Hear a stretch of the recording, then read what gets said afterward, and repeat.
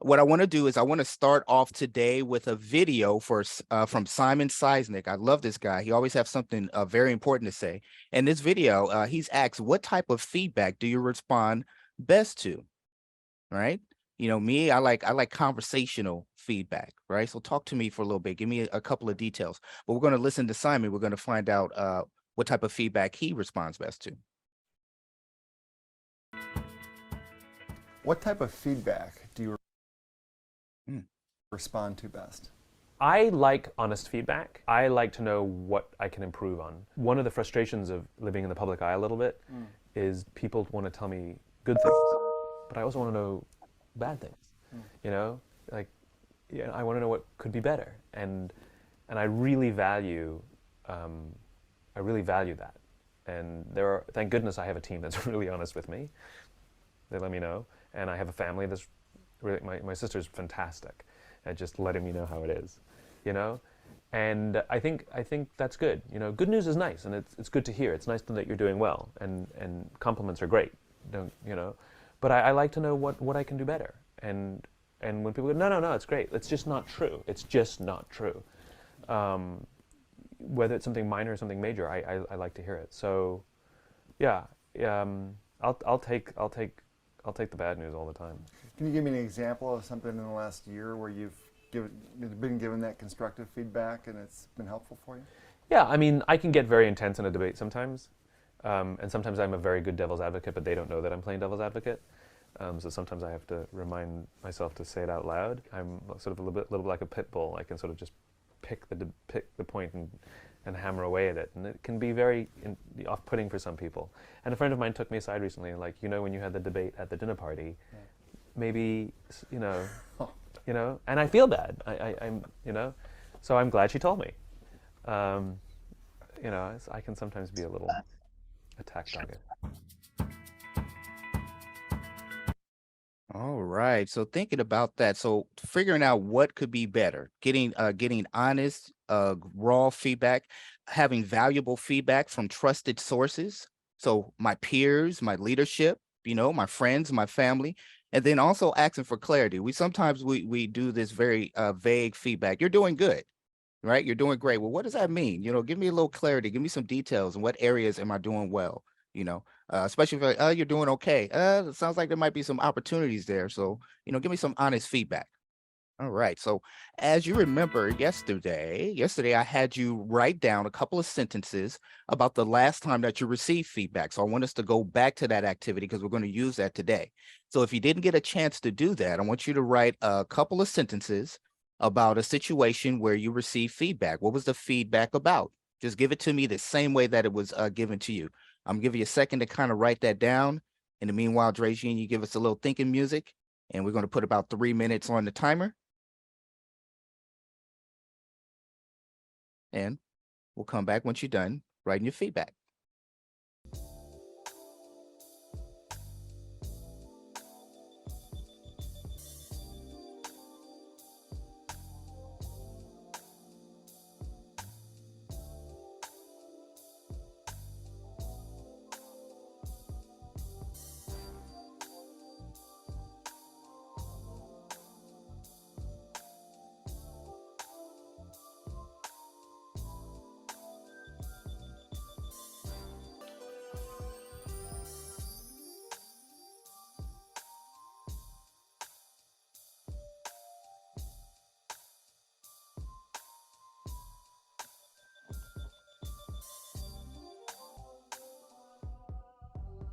Okay.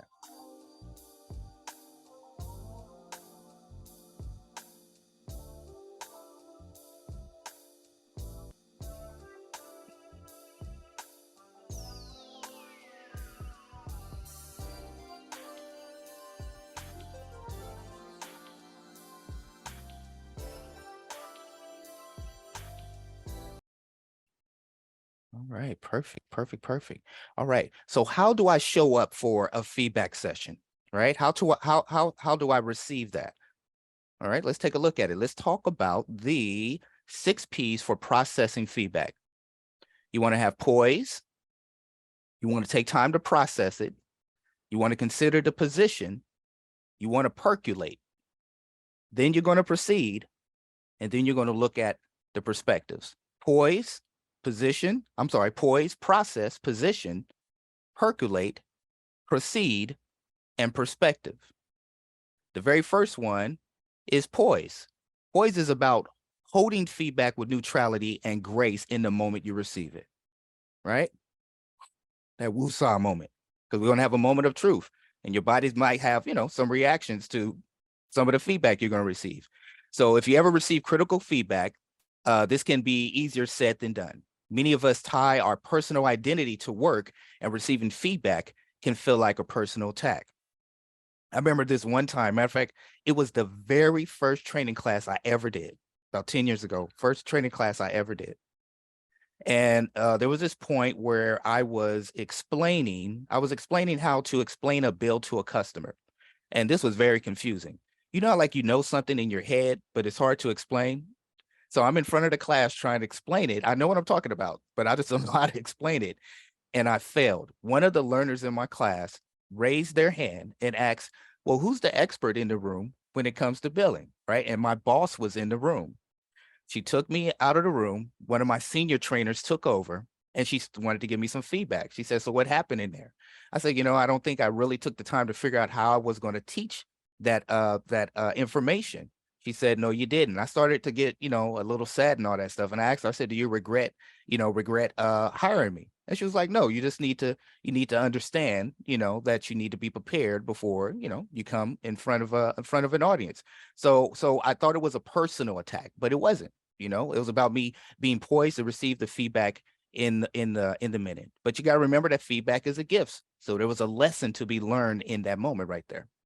Now, the next thing you want to do is you want to process. And Etta said this yesterday, I remember. Processing feedback is about metabolizing it, right? This will take a little bit of time, sometimes a week or more, and it doesn't happen in the moment that you receive feedback, right? So allow it to digest and soak in. You let that feedback run through your mind and your body, right? Consider it from different perspectives, different angles. And that means understanding your feelings about how you feel about the feedback. Let's work through that. Before I act on the feedback, let me work through my feelings of how I feel about it. And then you want to think about the feedback and notice, does it make me a little tense to kind of hear this? Am I a little bit nervous about that? Pay attention to changes in your breathing and keep an open mind. Sometimes the tension isn't that you disagree with the feedback. Sometimes the feedback is right on point, and that's why you feel a little bit of that tension. So just understanding how to process that. So give that some time.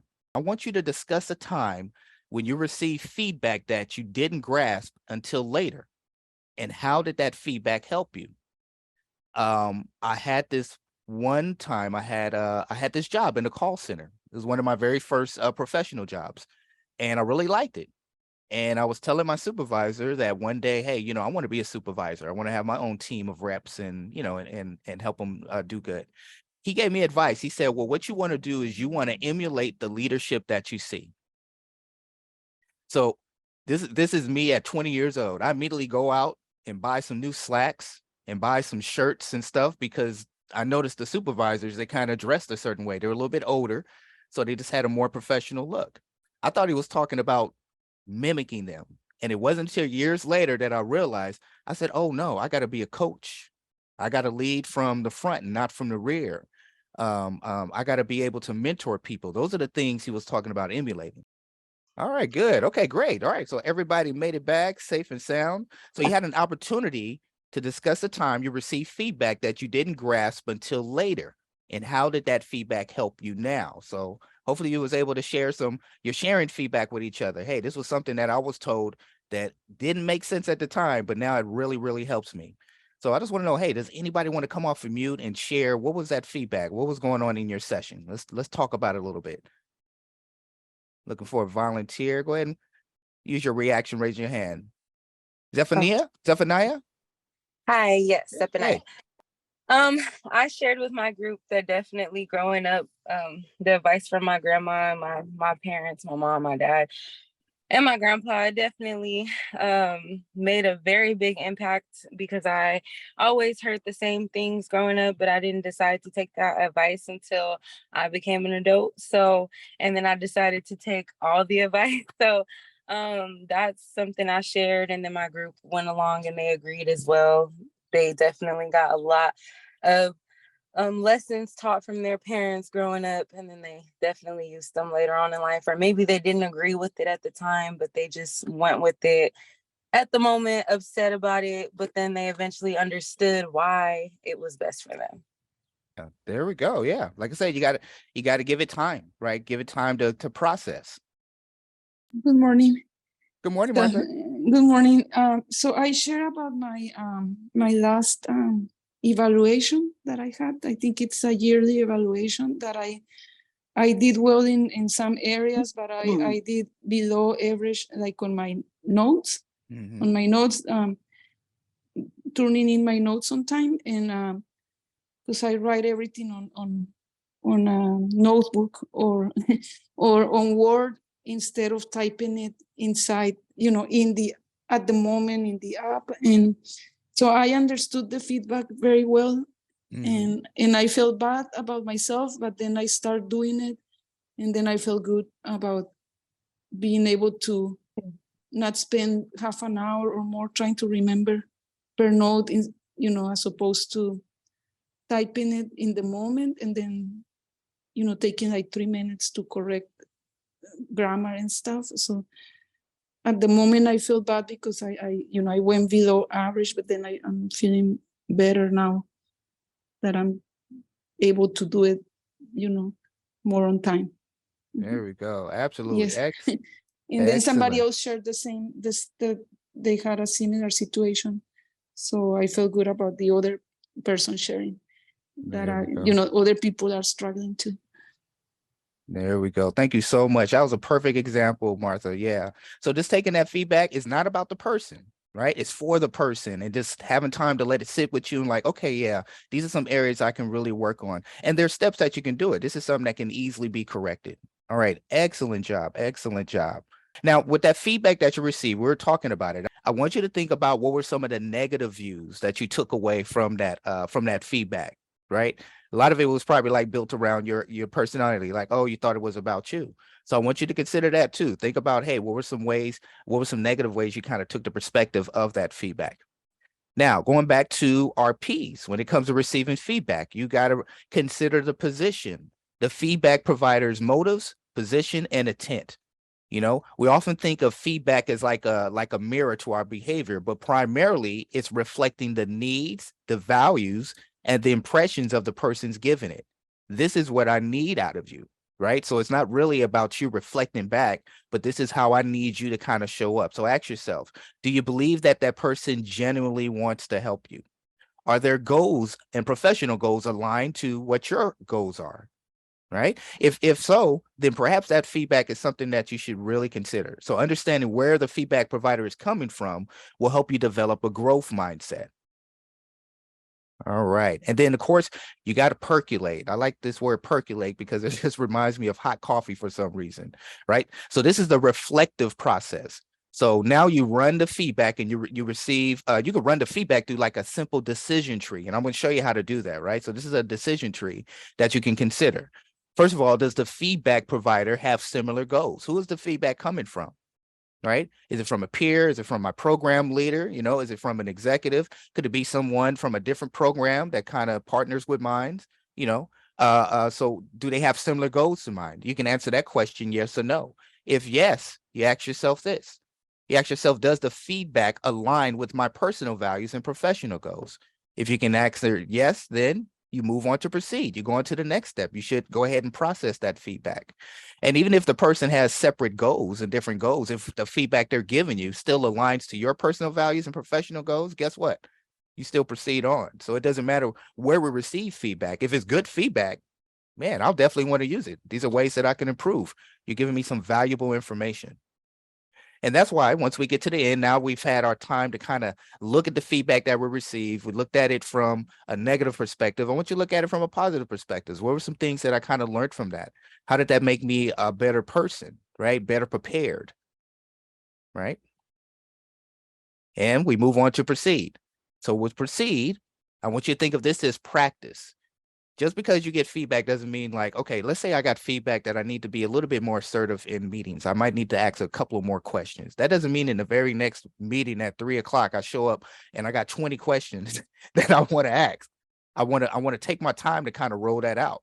So you can't implement feedback all at once, right? You implement it in increments, and then you start to ask for perspective. Ooh, skipped over my slide. You start to ask for perspective. You ask those who have seen your new performance what they think of it. You can say things like, you know what, Kathy, I've been working on X. Have you noticed any performance changes in this regard? You know, am I doing a little bit better when I show up? You know, I can ask Maria. Let me see. Let's say, like I said, my feedback was to be a little bit assertive. I can ask Maria, you know, the last time I showed up in that meeting, you know, did I overdo it? You know, I just wanted to make sure that, you know, my perspective was heard, right? So getting that feedback on how you're doing off of the feedback you got is very important, so you can make adjustments as you go along the way. And that's great because now you get to choose your story. You get to figure out what's the happy ending of all of this. You receive something that was constructive, something that will make you a little bit better. You know, I'm gonna take those pieces of it that I can align with. I'm gonna take time, allow it to percolate, let it marinate for a little bit, create an action plan, and then I'm gonna ask someone to monitor me and see how am I doing, right? And be able to check back for that success. All right. And let me go ahead and stop sharing. All right, and there you have it. So that is More Feedback Please, part 2. So what I want you to do is I want you to take those conversations, take those best practices, take those 6 Ps, and when you go into your performance conversations, be prepared to come out and take those tidbits and be able to grow and become a better person, personally and professionally.